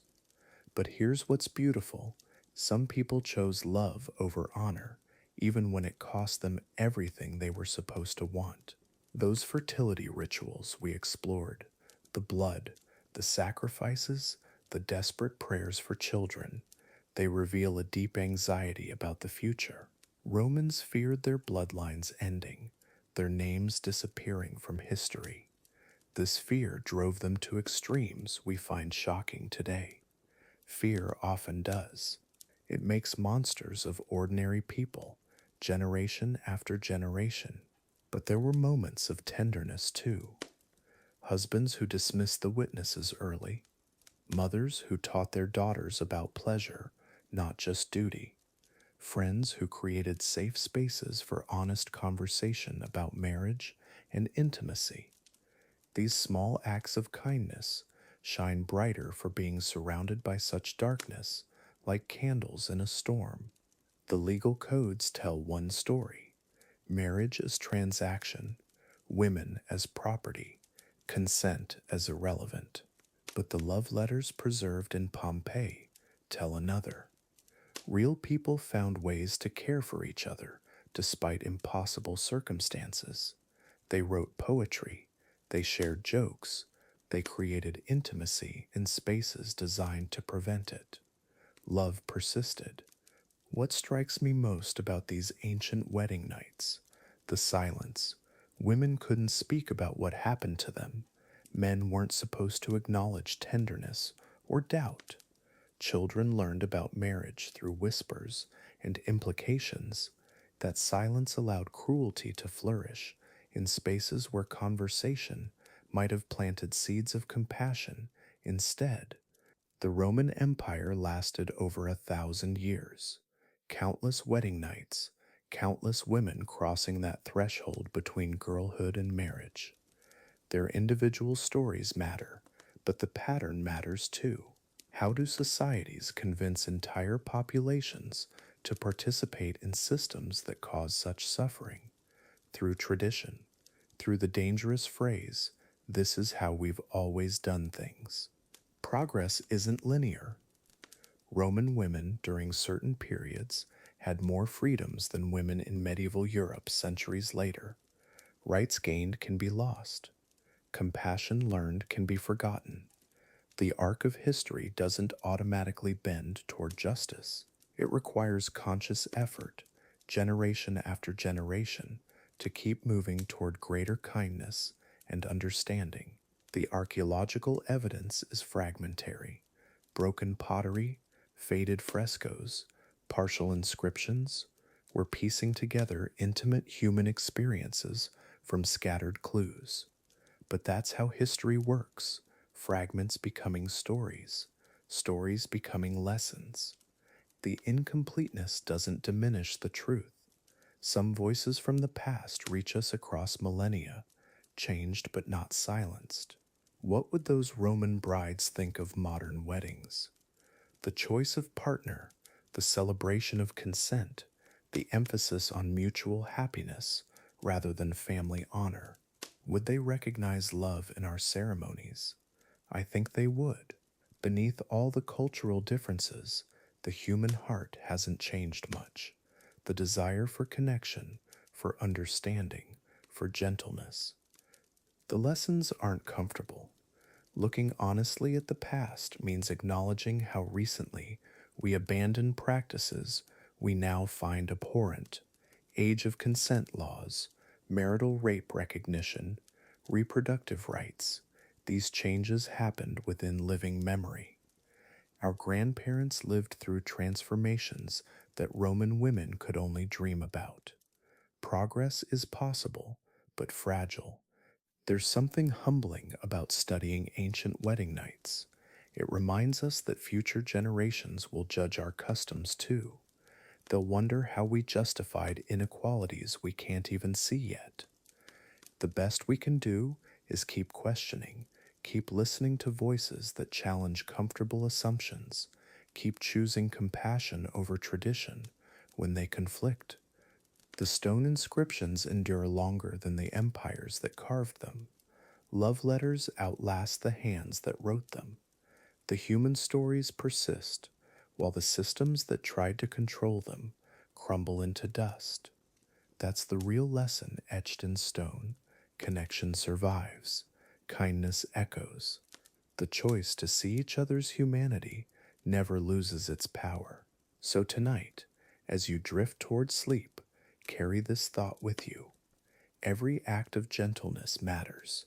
Every moment you choose understanding over judgment.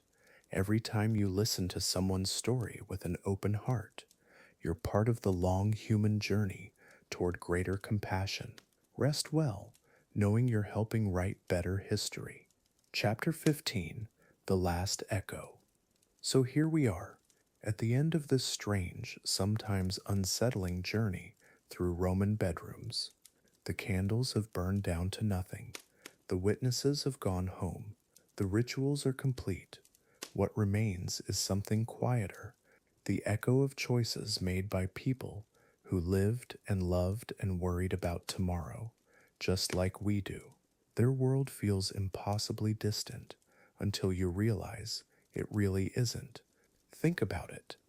A young Roman woman, 19 years old, pacing her father's garden the night before her wedding, wondering what her new life would look like, wondering if her husband would be kind. The details have changed, the iPhone in your pocket, the car in the driveway, but that knot in her stomach, that hope mixed with fear, that's exactly the same feeling someone has tonight, somewhere in the world. The Roman ceremonies we've explored, the blood offerings, the public witnesses, the complex negotiations between families, they weren't just random traditions. They were attempts to solve the same problems we're still trying to figure out. How do you build trust between strangers? How do you create security in uncertainty? How do you make promises that last? Their solutions seem bizarre to us now, but the questions, those are eternal. What strikes me most is how much those Roman couples had to navigate without any real privacy. Everything was public, witnessed, documented. Your wedding night wasn't yours alone. It belonged to your families, your community, your ancestors, even your gods. Imagine trying to be vulnerable and tender with someone while knowing half the neighborhood was invested in the outcome. The pressure must have been overwhelming. And yet, love found a way. In letters that survived, in tomb inscriptions, in small rebellions against tradition, you can see it. Real affection growing between arranged marriages. Couples who started as strangers, learning to choose each other day after day. The human heart is remarkably adaptable.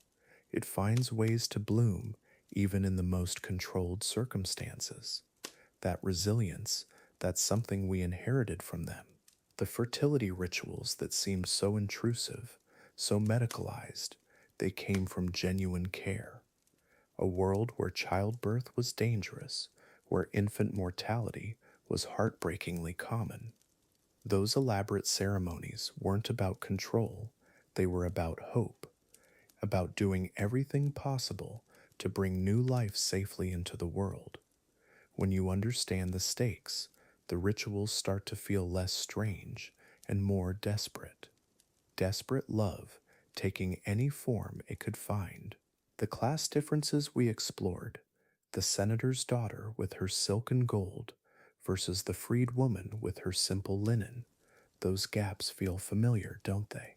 We like to think we've moved past such rigid hierarchies, but have we really? Look around at any modern wedding.